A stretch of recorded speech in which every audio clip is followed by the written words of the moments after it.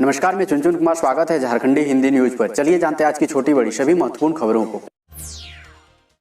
Railway अस्पताल में नौकरी का सुनहरा मौका, ऑनलाइन इंटरव्यू से पारा मेडिकल स्टाफ की बहाली। कोविड-19 संक्रमण के कारण दक्षिण पूर्व रेलवे के चक्रधरपुर मंडल में पारा मेडिकल स्टाफ के रिक्त पदों को भरा जाएगा। इसके लिए चक्रधरपुर मंडल पहले ही अखबारों में विज्ञापन जारी कर चुका है। अब सभी रिक्त पदों पर ऑनलाइन इंटरव्यू के माध्यम से ही रिक्त पदों को भरा जाएगा। इसके लिए 7, 8 और 10 मई 2021 का दिन तय किया गया है। आपको बता दें कि दक्षिण पूर्व रेलवे मेंस कांग्रेस की 23 अप्रैल को चक्रधरपुर मंडल के डीआरएम विजय कुमार साहू के साथ ऑनलाइन बैठक हुई थी। इस बैठक में मेंस कांग्रेस के कार्यवाहक महामंत्री शशि मिश्रा ने मंडल प्रबंधन के समक्ष रेलवे अस्पतालों में डॉक्टर व पारा मेडिकल स्टाफ की कमी होने की जानकारी दी थी।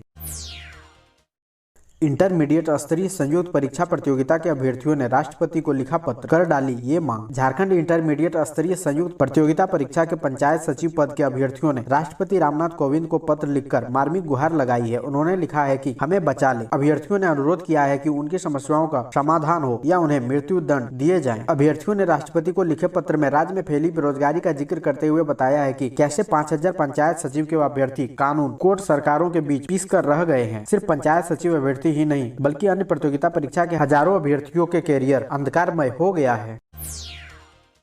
रेमडेसिविर के बाद अब वैक्यूरोनियम ब्रोमाइड इंजेक्शन के लिए भटक रहे मरीज। कोरोना मरीजों की परेशानी कम होने का नाम नहीं ले रहा है। अस्पतालों में भर्ती मरीजों को दवा नहीं मिल पा रहा है। ऐसे में डॉक्टर मरीज के स्वजनों को दवा लाने को कह रहे हैं। स्वजन दिन भर भटक रहे हैं, इसके बाद भी दवा व इंजेक्शन नहीं मिल पा रही है। इसे लेकर लोगों में आक्रोश बढ़ते ही जा रहा है। मरीज के स्वजनों का कहना है कि ना तो रेमडेसिविर मिल रहा है और न ही वैक्यूरोनियम ब्रोमाइड इंजेक्शन, जबकि डॉक्टर पर्ची थमा दे रहे हैं। मरीज के परिजन कहां से लाएं? उनकी मदद करने वाला कोई नहीं है। वैक्यूरोनियम ब्रोमाइड इंजेक्शन का उपयोग वेंटिलेटर पर भर्ती मरीजों के इलाज में किया जाता है। एक मरीज के लिए 15 से 16 इंजेक्शन लाने को चिकित्सक कह रहे हैं।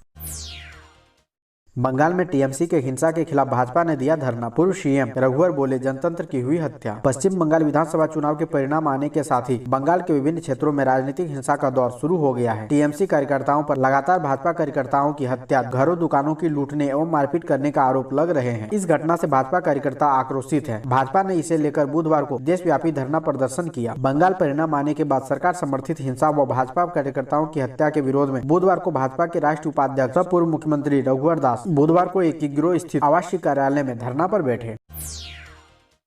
झारखंड में सख्ती बढ़ी, बिना कोरोना जांच के गांव नहीं जा सकेंगे प्रवासी मजदूर। कोरोना वायरस का संक्रमण गांवों तक फैलने की घटना को झारखंड सरकार ने गंभीरता से लिया है। गांव में संक्रमण को समय रहते नियंत्रण या रोका जा सके, इसके लिए राज्य सरकार की उच्च स्तरीय समिति ने सभी जिलों के उपायुक्तों के लिए बुधवार को एक आवश्यक दिशा निर्देश जारी कर दिया है। अब दूसरे राज्यों से आने वाले प्रवासी मजदूरों को रैपिड एंटीजन टेस्ट होगा। जाँच में पॉजिटिव मिलने पर उस व्यक्ति का उपचार होगा और क्वारंटाइन किया जाएगा। जो नेगेटिव मिलेंगे उन्हें भी कम से कम 7 दिनों तक होम क्वारंटाइन होना होगा।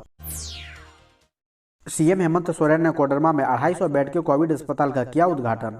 मुख्यमंत्री हेमंत सोरेन ने बुधवार को कोडरमा जिले के बागीटाण में स्थित कोडरमा इंजीनियरिंग कॉलेज भवन में अस्थायी तौर पर बने 250 बेड के डेडिकेटेड कोविड हेल्थ सेंटर का ऑनलाइन उद्घाटन किया। साथ ही सदर हॉस्पिटल में भी 20 ऑक्सीजन पाइपलाइन युक्त बेड की शुरुआत की गई। इस मौके पर अपने संबोधन में उन्होंने कहा कि राज्य सरकार कोविड की स्थिति से निपटने के लिए लगातार प्रयास कर रही है। मरीजों के लिए राजधानी रांची समेत विभिन्न जिलों में ऑक्सीजन युक्त बेड बढ़ाए जा रहे हैं। इसी कड़ी में कोडरमा में 110 ऑक्सीजन युक्त बेड की व्यवस्था डीसीएचसी में की गई है। उन्होंने कहा कि जैसे जैसे कोविड की चुनौती सामने आ रही है, उसे मैनेज करने का प्रयास किया जा रहा है। देवघर में 14 साइबर क्रिमिनल गिरफ्तार, अलग अलग तरीके से करते थे ठगी। पूछताछ में पुलिस को मिली कई अहम जानकारी। झारखंड के देवघर एसपी अश्विनी कुमार सिन्हा के निर्देश पर साइबर थाने की पुलिस ने सारठ थाना क्षेत्र के जमुआ सोल सहित पालोजोरी थाना क्षेत्र के लटझरी व बसहा और पथरडा ओपी क्षेत्र के गोबरसल्ला व दुधवा जोरी गाँव में छापेमारी की। इस दौरान 14 साइबर क्रिमिनल को गिरफ्तार किया गया। पुलिस ने गिरफ्तार साइबर क्रिमिनल के पास से 23 मोबाइल सहित 37 सिम कार्ड, 9 पासबुक, 4 चेकबुक व 11 एटीएम कार्ड बरामद किया है। पूछताछ में आरोपितों ने बताया कि विभिन्न बैंकों के अधिकारी बनकर लोगों को कॉल कर वे लोगों से ठगी करते हैं। केवाईसी अपडेट का झांसा देकर बैंक की सारी जानकारी हासिल कर लोगों के खाते में रखे रकम को मिनटों में खाली कर देते हैं। कोरोना के तीसरे वेव से निपटने की तैयारी शुरू। टाटा स्टील ने जमशेदपुर के साक्षी में 300 बेड के हॉस्पिटल निर्माण पर दिया जोर। कोरोना के पहले और दूसरे वेव के बाद तीसरे वेव की चिंता अभी से दिखने लगी है। विश्व के अन्य देशों में आए तीसरे वेव को ध्यान में रखते हुए विशेषज्ञों की राय है कि आगामी सितंबर माह में इसका प्रभाव भारत में दिखने लगेगा। इसी को देखते हुए स्वास्थ्य सुविधाओं में बढ़ोतरी की बात कही जा रही है। टाटा स्टील और टीएमएच प्रबंधन ने कोरोना के तीसरे वेव से निपटने और लोगों की जान की रक्षा के लिए अपनी तैयारी शुरू कर दी है। टीएमएच में पहले एक साल में स्वास्थ्य सुविधाओं में बढ़ोतरी की गई है। वहीं अब 300 बेड क्षमता का नया हॉस्पिटल बनाने की तैयारी की गई है। झारखंड अभिभावक संघ ने की सर्वोच्च न्यायालय के आदेशों को झारखंड में लागू करने की मांग। स्कूल फीस के संबंध में सुप्रीम कोर्ट द्वारा दिए गए दिशा निर्देशों का झारखंड अभिभावक संघ धनबाद ने स्वागत किया है। वहीं संघ राज्य सरकार से निवेदन करता है कि इस विषय पर स्वतः संज्ञान लेते हुए सुप्रीम कोर्ट के दिशा निर्देशों को भी राज्य के प्राइवेट स्कूलों में जल्द से जल्द लागू कराएं। कोरोना काल में निजी स्कूलों द्वारा सरकारी आदेशों का खुलेआम अवहेलना कर प्राइवेट स्कूल मनमाने ढंग से ट्यूशन फीस में बढ़ोतरी कर दिया है, बल्कि वार्षिक शुल्क एवं विभिन्न मदों में शुल्क की वसूली अभिभावकों से कर रहा है। इसके खिलाफ झारखंड अभिभावक संघ धनबाद ने राष्ट्रीय बाल अधिकार संरक्षण आयोग, उपायुक्त, जिला शिक्षा पदाधिकारी सहित मुख्यमंत्री तक शिकायत दर्ज कराई है। बावजूद इसके संबंधित विभाग की ओर से इस संबंध में अभी तक कोई कार्रवाई नहीं हुआ है। संक्रमण रोकने के लिए 31 मई तक बढ़ाई गई सख्ती। धनबाद आने वाला हर शख्स भेजा जाएगा क्वारंटाइन सेंटर। सूबे में कोरोना संक्रमण की रफ्तार को कम करने के लिए झारखंड सरकार ने नई गाइडलाइन जारी की है। इसके तहत दूसरे राज्यों से आने वाले हर व्यक्ति का कोविड टेस्ट अनिवार्य कर दिया गया है। साथ ही 7 दिनों तक सरकारी क्वारंटाइन में रहना होगा। इसके बाद रैपिड एंटीजन टेस्ट किट से कोरोना टेस्ट किया जाएगा। नेगेटिव आने पर घर जाने की इजाज़त दी जाएगी। झारखंड सरकार के आदेश के मद्देनजर धनबाद जिला प्रशासन ने तैयारी शुरू कर दी है। धनबाद रेलवे स्टेशन और झारखंड पश्चिम बंगाल सीमा पर सख्ती बढ़ाई जाएगी। बाहर से आने वाले हर व्यक्ति का कोरोना टेस्ट किया जाएगा। गाइडलाइन में कोरोना से बचाव के लिए 31 मई तक सख्ती बढ़ा दी गई है। झारखंड में लॉकडाउन, 31,000 लोग बिना मास्क के धराए, 47 पर एफआईआर। कोरोना वायरस के बढ़ते संक्रमण को देखते हुए राज्य में नियम तोड़ने वालों पर पुलिस की दबिश जारी है। इसका अंदाजा इसी से लगाया जा सकता है कि महज 12 दिनों के भीतर यानी 23 अप्रैल से 4 मई तक राज्य में सार्वजनिक स्थानों पर बिना मास्क पहने 31,131 लोगों पर कार्रवाई हुई है। इसमें सिर्फ बोकारो जिले में सर्वाधिक 20,062 लोग पकड़े गए हैं। इसी तरह विभिन्न जिलों में कोरोना गाइडलाइन का उल्लंघन मामले में कुल 47 प्राथमिकियां भी दर्ज की गई है। गांव में कोरोना फैलने की आशंका, झारखंड सरकार ने क्वारंटाइन सेंटर बनाने का दिया आदेश। झारखंड सरकार के गृह कारा व आपदा प्रबंधन विभाग ने बुधवार को आदेश जारी किया है, जिसमें गांव में कोरोना फैलने की आशंका जताई गई है। मुख्य सचिव सुखदेव सिंह द्वारा जारी आदेश में कहा गया है कि झारखंड में आने वाले सभी प्रवासी श्रमिक का रैपिड एंटीजन टेस्ट अनिवार्य रूप से किया जाएगा। नेगेटिव आने पर भी उन्हें 7 दिन तक क्वारंटाइन सेंटर में रहना होगा। 7 दिन के बाद घर जाते समय भी उनका रैपिड एंटीजन टेस्ट किया जाएगा। यदि इस अवधि में कोई पॉजिटिव आता है तो उसकी कोविड प्रोटोकॉल के तहत देखभाल की जाएगी। गुमला उपायुक्त ने कहा 45 वर्ष से अधिक लोगों का टीकाकरण कल से।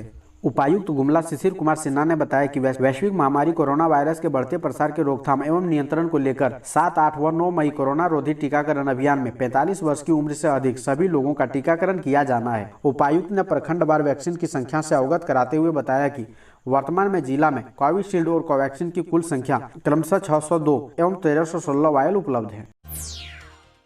प्रवासियों के लिए वाया धनबाद चलेगी सिकंदराबाद रक्सौल स्पेशल ट्रेन। दक्षिण भारत से झारखंड बिहार लौट रहे प्रवासियों के लिए रेलवे ने कई स्पेशल ट्रेन चलाने का ऐलान कर दिया है। 7 मई से सिकंदराबाद से रक्सौल के बीच धनबाद व बोकारो होकर स्पेशल ट्रेन चलेगी। इस ट्रेन में सेकंड सीटिंग से सेकंड एसी तक की बुकिंग भी शुरू हो चुकी है। दरभंगा, सिकंदराबाद और रक्सौल हैदराबाद के बीच चल रही स्पेशल ट्रेन के अतिरिक्त इस ट्रेन को चलाने की घोषणा हुई है। इस ट्रेन का रूट भी पहले से चलने वाली दोनों ट्रेनों के जैसा ही है। दूसरी नियमित ट्रेनों की तुलना में इस ट्रेन में किराया अधिक चुकाना होगा। तत्काल कोटे से टिकट बुक नहीं करा सकेंगे। साहिबगंज की महिला थाना प्रभारी रूपा तिर्की का रांची में हुआ अंतिम संस्कार। परिजनों ने इंसाफ की लगाई गुहार। साहिबगंज की महिला थाना प्रभारी रूपा तिर्की का शव बुधवार की सुबह रांची स्थित पैतृक गांव रातू लाया गया। इसके बाद रातू थाना में शव का अंतिम संस्कार किया गया। अंतिम संस्कार में आसपास के लोग मौजूद थे। इस दौरान परिजनों और स्थानीय लोगों की आंखें नम थी। कोई अफसोस कर रहा था तो कोई गुस्से में नजर आया। परिजनों के अलावा स्थानीय लोगों ने भी कहा कि रूपा आत्महत्या नहीं कर सकती है, रूपा की हत्या की गई है। रूपा के परिजनों ने सरकार से निष्पक्ष जांच कर इंसाफ की मांग की है।